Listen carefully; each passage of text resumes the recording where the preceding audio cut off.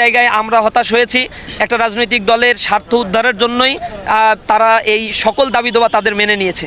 এর বাইরে প্রশাসনের মাঠ পর্যায়ে যে অবস্থানগুলো আমরা দেখতে পাচ্ছি, তারা হত্যাকাণ্ড ঘটিয়েছে। আমি এর আগেও বলেছি 200-র অধিক মানুষকে তারা হত্যা করেছে, মিটফোর্ডের সামনে পাথর মেরে মানুষকে হত্যা করেছে, প্রকাশ্য দিবালোকে কুপিয়ে কুপিয়ে তারা মানুষকে হত্যা করছে। কিন্তু এর এগেইনস্টে যেভাবে তাদের গ্রেপ্তার করার কথা ছিল তারা করা হচ্ছে না। আবার গ্রেপ্তার করলেও তাদেরকে জামিন দেওয়া হচ্ছে, অথবা কাউকে গ্রেপ্তার করলে থানা থেকে জোরপূর্বক তাদেরকে সারিয়ে নিয়ে আসা হচ্ছে, থানা ঘেরাও করা হচ্ছে। এই ক্ষেত্রে প্রশাসন নির্বিকার অবস্থায় রয়েছে।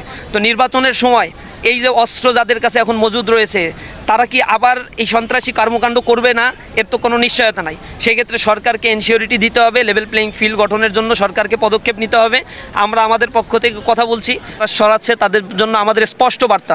চাঁদাবাজি করে সন্ত্রাসী কার্যক্রম করে তারা যদি মনে করে সামনের নির্বাচনকে প্রভাবিত করে হাসিনার মতো একটা পাতানো নির্বাচন আর ভোট চুরি করে তারা ক্ষমতায় যেতে পারবে, এগুলো